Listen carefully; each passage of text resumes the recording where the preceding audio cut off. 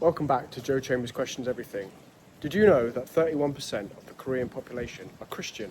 And in fact, even in London, there is a Korean Christian church. And that is where I'm going tonight. I have the pleasure of living with two South Koreans who are both Christians.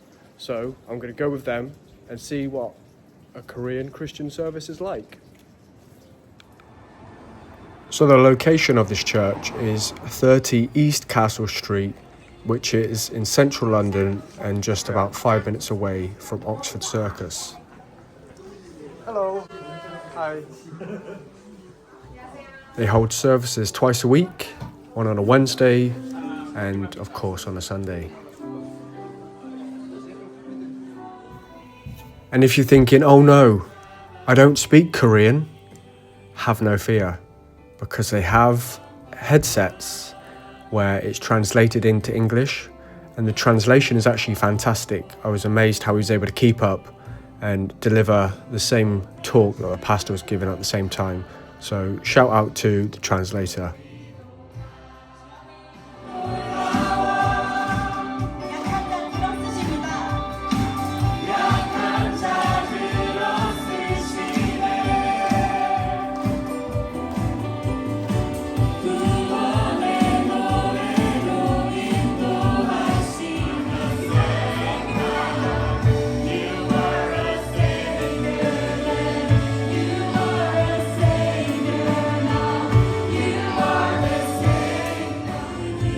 And this legend on the keyboard is a world famous composer.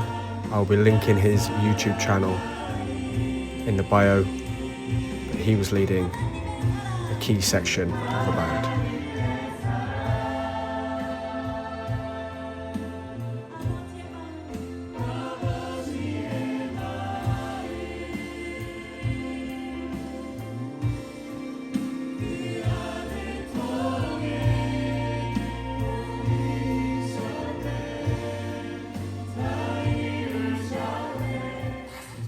I would have tried to record more of what the pastor was saying, but I didn't want to be recording too much and get people out of their religious flow.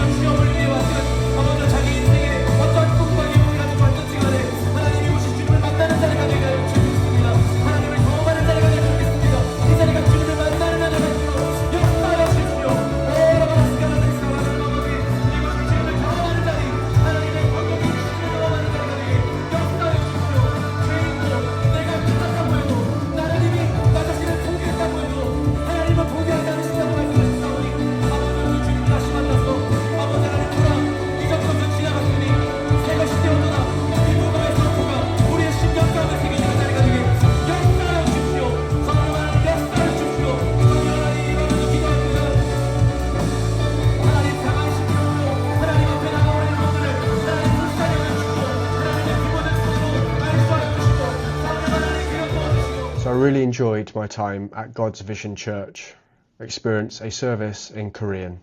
And the message that stuck with me was about Cain and Abel and the famous line, "Am I my brother's keeper?" One of the first things that the pastor said was that worship is life-giving and it's a privilege that already shifts how you look at it. It's not just a ritual and it's not just something you do on a Sunday, or in this case, a Wednesday. It's life-giving. And here's the point that hit me. God is more interested in the person doing the offering than the offering itself. So, if you think about that, in pagan religions, offerings were like negotiations. You would give something and you would expect something in return, almost like a trade deal with God. But that's not the picture here, and it's not about the materials you bring or the stuff you want, it's about you. So God's saying that I'm interested in you, not the offering. And the pastor shared a story from his time in national service, something that they have to do in South Korea. It was hard to get to church regularly for him, but he realised he could still reach God even without a building and even without the rituals. And it showed that worship isn't about the place, it's about the heart. And that brings us back to Cain. The reason God rejected Cain's offering wasn't because it was technically wrong, it was because Cain's heart was twisted. His attitude wasn't right. Even after Cain murdered his brother, God never abandoned him. God kept loving him.